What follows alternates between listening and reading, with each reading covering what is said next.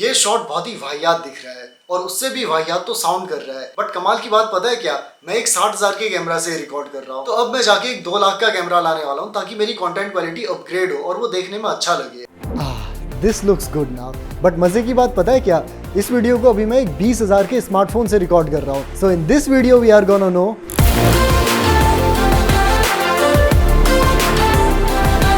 So the first step to make this setup cinematic is light?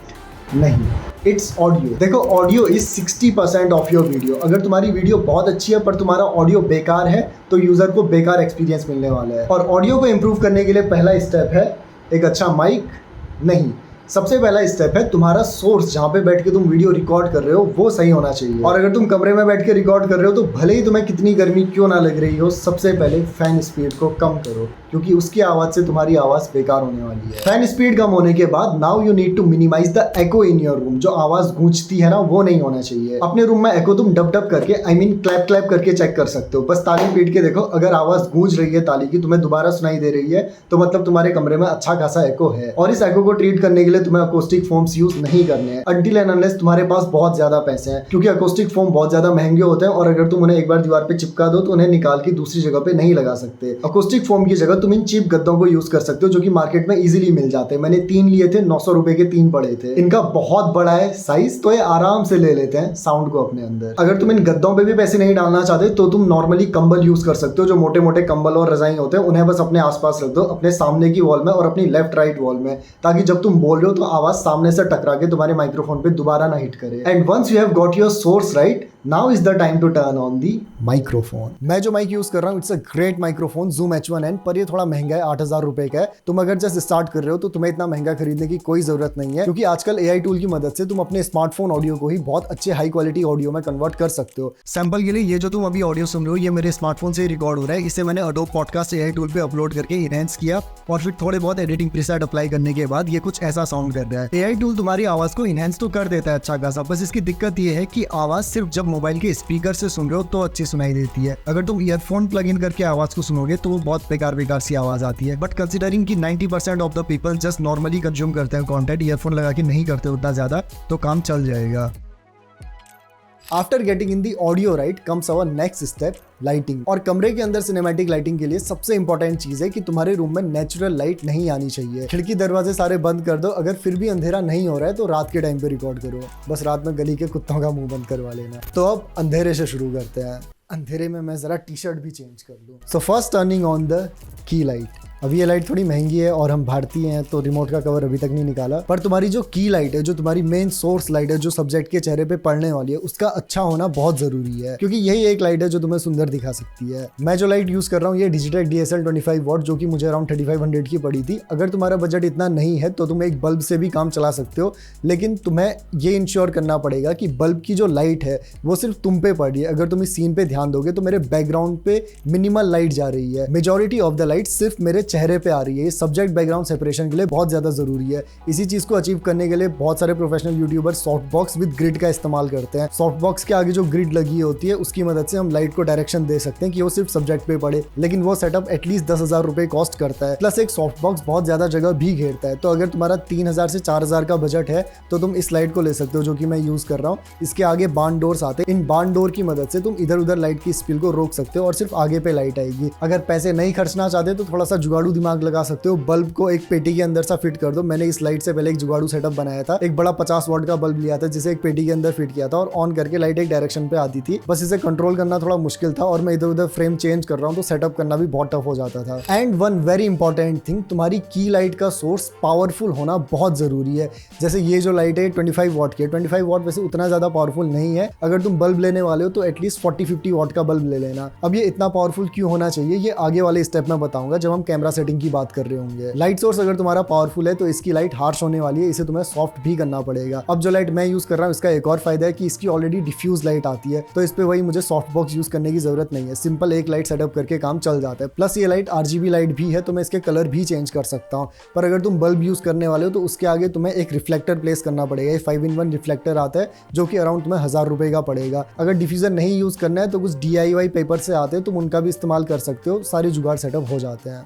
Overall ये है कि जुगाड़ पे जाओगे तो एफर्ट ज्यादा लगेगा, रिजल्ट उतना अच्छा नहीं मिलेगा। मैंने जुगाड़ भी ट्राई किए हैं, थोड़े पैसे खर्च करोगे, 2000-3000 रुपए खर्च करोगे अच्छी लाइट पे, तो रिजल्ट उससे बहुत अच्छा मिलने वाला है। इसके साथ ही तुम्हारी जो की लाइट है इसकी प्लेसमेंट भी सही होनी चाहिए। तुम्हें अपनी की लाइट को सब्जेक्ट के अराउंड 45 डिग्री एंगल पे रखना है, और 45 डिग्री पे ऐसे स्ट्रेट पे नहीं रखना, ऊपर से टिल्टेड एंगल पे रखना है। अगर मैं अपनी लाइट तुम्हें एकदम रॉ स्टाइल में दिखाऊं तो मेरा कुछ सेटअप अभी ऐसा दिख रहा है। यहाँ पे मैं बैठने वाला हूँ और ये मेरी लाइट सेटअप है। इसे मैंने एंगल में इसीलिए रखा हुआ है ताकि मेरे को शेडो हाईलाइट का रोल ऑफ मिले। अगर मैं इसे सिंपल 45 डिग्री पे रख दूंगा तो मेरे एक साइड पे पूरा ही अंधेरा आ जाएगा, यहाँ पे लाइट नहीं आने वाली। और अब जो मेरे इस साइड पे अंधेरा आ रहा है, इसे फिल करने के लिए मुझे चाहिए रिम लाइट। रिम लाइट वो लाइट है जो कि तुम्हारे एक एज को हाईलाइट करने वाली है। देखो, तुम्हें एक चीप कैमरा को सिनेमैटिक बनाना है तो लाइट में तुम्हारा खर्चा होने वाला है। चीप कैमरा को ही क्या, अगर तुम्हें कैमरा को सिनेमैटिक बनाना है तो लाइट्स पे तो खर्चा करना पड़ेगा, बट रिम लाइट पे तुम्हारा उतना खर्चा नहीं होने वाला। मैं एक बहुत ही चीप 200-250 रुपए की RGB ब्रिक लाइट यूज कर रहा हूँ। ये लाइट RGB है, कलर स्विच हो जाते हैं और ये अच्छे खासे रिजल्ट दे देती है। बस अपनी रिम लाइट को तुम्हें सब्जेक्ट के अराउंड 210 डिग्रीज पे प्लेस करना है। इसे एकदम साइड पे नहीं रखना,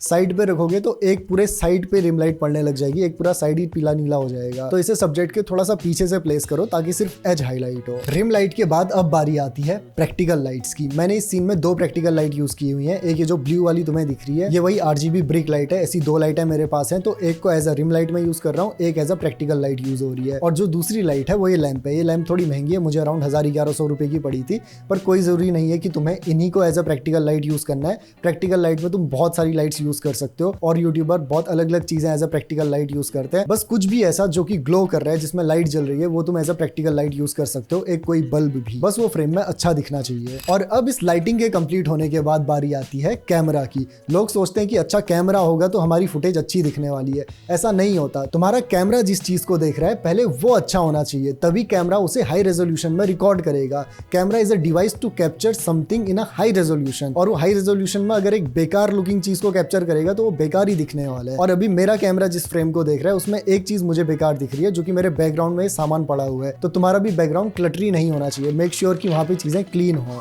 बैकग्राउंड क्लीन होने के बाद अब हमारा फ्रेम अच्छे से सेट हो चुका है। अब बारी आती है कैमरा सेटिंग की। तो स्मार्टफोन से रिकॉर्ड करते वक्त सबसे पहली चीज जो तुम्हें ध्यान रखनी है वो ये है कि अपने डिफॉल्ट कैमरा ऐप से रिकॉर्ड नहीं करना है। अगर तुम डिफॉल्ट कैमरा ऐप से रिकॉर्ड करोगे उसमें भले ही तुम एक्सपोजर लॉक कर दोगे, लेकिन अगर तुम हल्की फुल्की ऐसे मूवमेंट करोगे तो उसमें लाइट फ्लिकर होगी। तो तुम्हें दूसरी एप्लीकेशंस का यूज करना है। एंड्रॉइड के लिए सबसे बेस्ट है फिल्मिक प्रो और आईफोन के लिए ब्लैकमैजिक कैम। और मैंने तुम्हें शुरू में बताया था कि तुम्हारा जो लाइट का सोर्स है उसका पावरफुल होना जरूरी है। तो उसका पावरफुल होना इसीलिए जरूरी है क्योंकि तुम्हें अपने कैमरे में ISO कम से कम रखना है। अगर तुम्हें ISO नहीं पता कैमरे में क्या होता है, तो ISO आर्टिफिशियल लाइट की तरह है। अगर तुम ISO इंक्रीज करते हो तो तुम्हारी ब्राइटनेस इंक्रीज हो रही होती है, तुम्हारे सीन में आर्टिफिशियल लाइट ऐड होती है। लेकिन ISO इंक्रीज करने के साथ साथ ग्रेन भी ऐड होता है और उससे फुटेज की क्वालिटी डाउनग्रेड होती है। तो इसीलिए तुम्हें ISO को कम से कम रखना है और अपना जो मेन सोर्स है उसे पावरफुल रखना है। मेन सोर्स तुम्हारा पावरफुल होगा तो सब्जेक्ट पे लाइट पड़ेगी।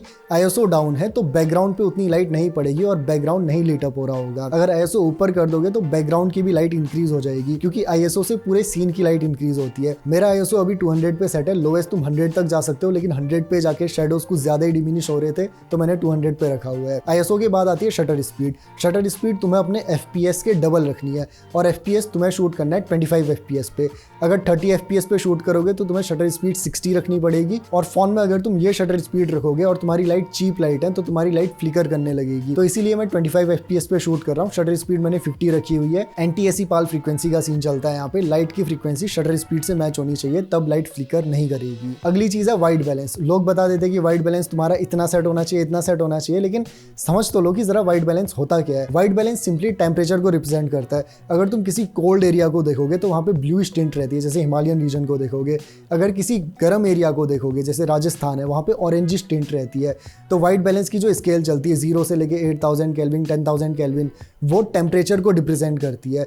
अगर तुम बीच का टेम्परेचर रखोगे तो तुम्हारा सीन न्यूट्रल रहेगा। अब ये चीज़ प्रिसाइजली कैमरा पे काम करती है, स्मार्टफोन पे उतना प्रिसाइजली काम नहीं करती। मैं जब कैमरा यूज करता हूँ तो मेरा वाइट बैलेंस रहता है रूम टेम्परेचर के अकॉर्डिंग 4700 केल्विन पे, वो न्यूट्रल रहता है। लेकिन स्मार्टफोन पे जब मैंने 4700 केल्विन पे रखा तो बहुत ब्लूइश टिंट आ रही थी, तो मैंने अराउंड अभी 6200 केल्विन पे वाइट बैलेंस सेट किया है और इतने में मुझे नेचुरल स्किन टोन मिल रही थी। तो तुम्हें भी वाइट बैलेंस को इतना सेट करना है कि तुम्हें नेचुरल स्किन टोन मिल रही हो। और फाइनली ये रेजोल्यूशन जिस पे तुम रिकॉर्ड कर रहे हो ये बहुत ही ऑब्वियस है, जितने तुम हाईएस्ट पॉसिबल रेजोल्यूशन पे रिकॉर्ड कर सकते हो उस पर रिकॉर्ड करो। और अगर तुम्हारे स्मार्टफोन में स्टेबलाइजेशन, बोके, बैकग्राउंड ब्लर ऐसे कुछ ऑप्शन है, मत यूज करना, क्योंकि स्मार्टफोन का जो बैकग्राउंड ब्लर आता है वो एकदम फ्लैट बैकग्राउंड ब्लर आता है, अनलेस इट इज आईफोन का फिर भी थोड़ा ठीक है, एंड्रॉइड में तो बहुत ही बेकार आता है, तो उससे तुम्हारी क्वालिटी अपग्रेड नहीं डाउनग्रेड होगी। बैकग्राउंड ब्लर वाला जो एस्पेक्ट है ये हम एडिट में हैंडल करेंगे। So coming on to the colour correction and grading part. और फुटेज में डायरेक्टली कलर करेक्शन शुरू करने से पहले मैं तुम्हें एक इंपॉर्टेंट चीज बताना चाहता हूँ कि अपने फ्रेम में जब मुझे बीच में उठना पड़ गया था, जब मैं बैकग्राउंड से एलिमेंट हटा रहा था, तो लाइटिंग कंडीशन और कैमरा सेटिंग सेम रखने के बावजूद जब मैं फ्रेम में वापस आया तो मेरे सीन के कलर बहुत ज्यादा चेंज हो गए थे। मैंने सेटिंग को ट्विक करके बहुत कोशिश की कि मैं वैसे ही रिजल्ट अचीव कर पाऊं जैसा कि मुझे पहले अचीव हो रहा था, पर रिजल्ट वैसे नहीं आ रहे थे। कैमरा में रिकॉर्ड करते वक्त ऐसा कुछ भी नहीं होता, जो मैंने सेटिंग रखी हुई है और जैसी मैंने लाइटिंग रखी हुई है, जब तक मैं इन दोनों चीजों में छेड़खानी ना करूं तो सीन वैसे का वैसा रहता है। लेकिन स्मार्टफोन में ये एक वियर्ड चीज मेरे सामने आई। अब ऐसा क्यों हुआ और इसका क्या बेस्ट सॉल्यूशन है वो मैंने अगले स्टेप में एक्सप्लेन किया हुआ है।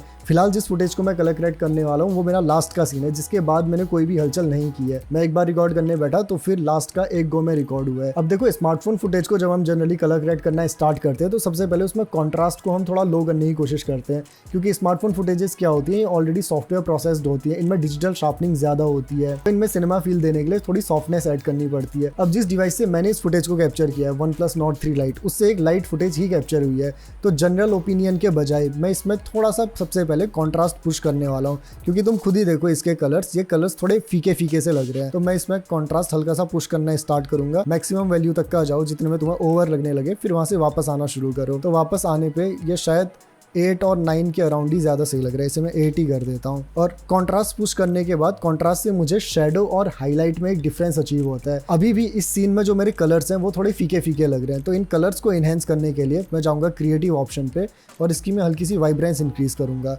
वाइब्रेंस के लिए मैं सेम चीज़ करूँगा, मैं पहले पूरा ऑल द वे इंक्रीज़ करके देखूँगा, फिर वापस आना शुरू करूँगा जितने में मुझे नॉर्मल सा फील होने लगे।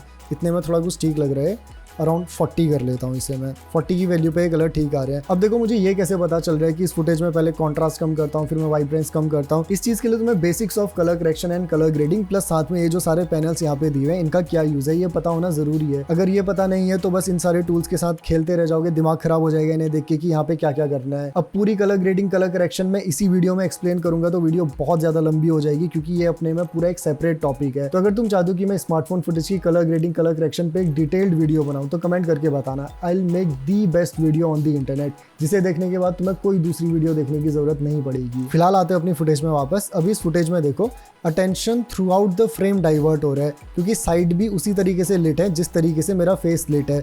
तो यहाँ पे अटेंशन सेंटर में लाने के लिए मैं जाऊँगा विनियट के ऑप्शन पे और इसमें हल्की सी नेगेटिव विनियट ऐड कर दूंगा। विनियट से क्या होता है, ये ब्लैक बॉर्डर से ऐड होते हैं। देखो, इसका अमाउंट इतना ज़्यादा नहीं रखना है, बहुत ही मिनिमल विनियट ऐड करनी है। ओवरडू की भी विनियट बहुत बेकार लगती है, मैं इसे -0.3 कर लेता हूँ। अब बस इसमें एक चीज़ की कमी रह गई है, जो कि ये रिम लाइट है। ये रिम लाइट कुछ ज़्यादा ही हल्की दिख रही है, तो मैं इसकी इंटेंसिटी थोड़ी सी बढ़ाना चाहता हूँ। लेकिन मैं सिर्फ जो एक टील कलर है इसकी इंटेंसिटी बढ़ाना चाहता हूँ, बाकी कलर्स की इंटेंसिटी मैं नहीं बढ़ाना चाहता।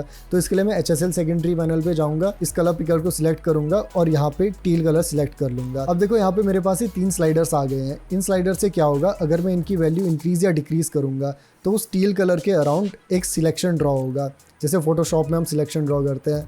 तो इस टील कलर को मैं यहाँ पे मैक्सिमम सिलेक्ट करना चाहता हूँ, जो कि मेरे फेस पे पड़ रहा है। अभी देखो, इसके साथ साथ जो मेरे फेस पे कलर पड़ रहा है उसके साथ साथ जो सीन में और टील कलर है वो भी सिलेक्ट हो रहा है। अब ये तो सिलेक्ट हो गई क्योंकि सेम कलर है, इसके लिए हम कुछ नहीं कर सकते और ठीक ही है, पूरा टील कलर इनहेंस हो रहा है। मेरा जो मेन फोकस है वो ये है कि मेरा जो फेस वाला टील कलर है वो अच्छे से सिलेक्ट हो जाए बस। अभी इसके अराउंड एक अच्छा सिलेक्शन बन गया है।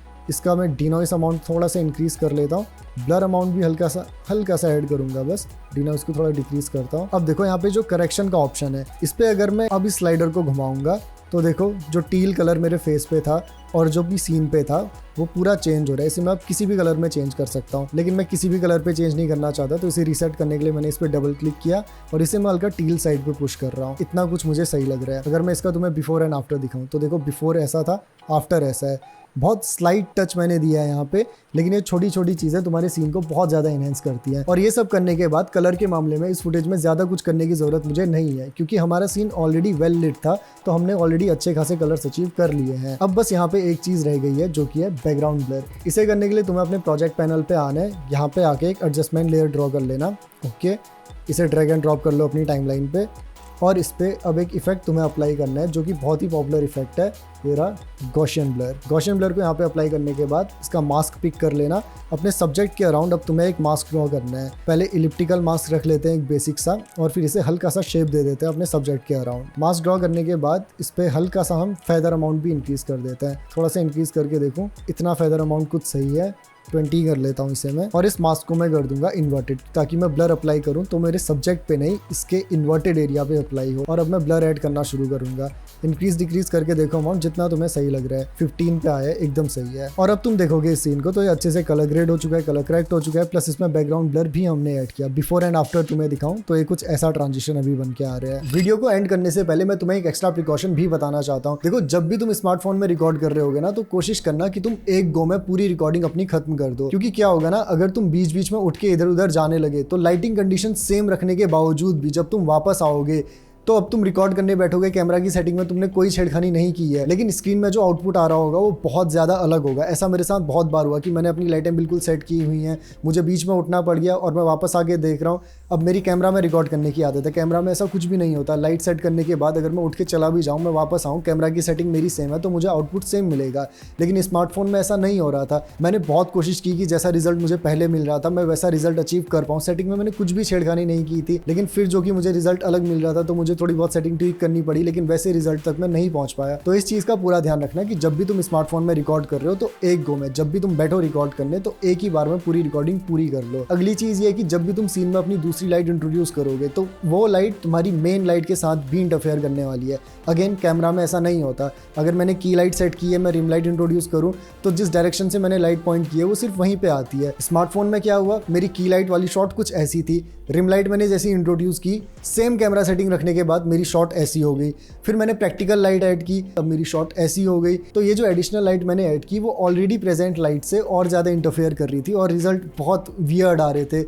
तो वही फिर पोस्ट में कोशिश की कि मैं चीज़ें ठीक कर पाऊँ, लेकिन स्मार्टफोन की फुटेज को तुम ज़्यादा नहीं कर सकते ट्वीक। तो मैंने वीडियो के बीच में ट्रांजिशन डाल के ऐसा महसूस कराने की कोशिश की कि एक स्मूथ ट्रांजिशन था, उतना बड़ा कोई चेंज नहीं आया हुआ है। पर अगर तुमने नोटिस किया कि जब सिर्फ की लाइट ऑन थी तो आउटपुट ऐसा था, रिम लाइट की लाइट ऐड करने के बाद ये बिल्कुल ऐसा हो गया था, तो ये कैसे हुआ, तो कमेंट करके ज़रूर बताना। और इसका आंसर यही है कि स्मार्टफोन में हो जा रहा था, आउट ऑफ कंट्रोल था। मैंने बहुत कोशिश की सेटिंग को ट्वीक करने की, मेरे को वैसा आउटपुट मिले जैसा कि पहले मिल रहा था, वीडियो स्मूथ लगे, ज़्यादा कलर चेंज ना मिले, लेकिन नहीं हो रहा था। तो इस वीडियो में बस इतना ही। और अगर ये वीडियो पसंद आई हो और तुम्हारा सिनेमेटोग्राफी, स्टोरी टेलिंग, अच्छी एडिटिंग का कंटेंट देखने में इंटरेस्ट है तो चैनल को सब्सक्राइब जरूर कर लेना, क्योंकि यहाँ पे मैं हर हफ्ते ऐसी इंटरेस्टिंग वीडियोस लाते रहता हूँ। और अगर तुम इंडियन सिनेमेटोग्राफी लीजेंड एनीथिंग का ब्रेकडाउन देखना चाहते हो कि वो कैसे उतने तगड़े आउटपुट अपनी वीडियो में अचीव करते हैं, कैसे उनकी स्टोरी टेलिंग जाती है, तो उन पे मैंने एक बहुत तगड़ी ब्रेकडाउन वीडियो बनाई हुई है। व्यूज अभी कम है, पता नहीं क्यों रीच नहीं आई, लेकिन तुम एक बार वीडियो देखना, ना पसंद आए तो आगे मेरे मुंह पे थूकना नहीं। टिल देन सी या हैव अ गुड डे।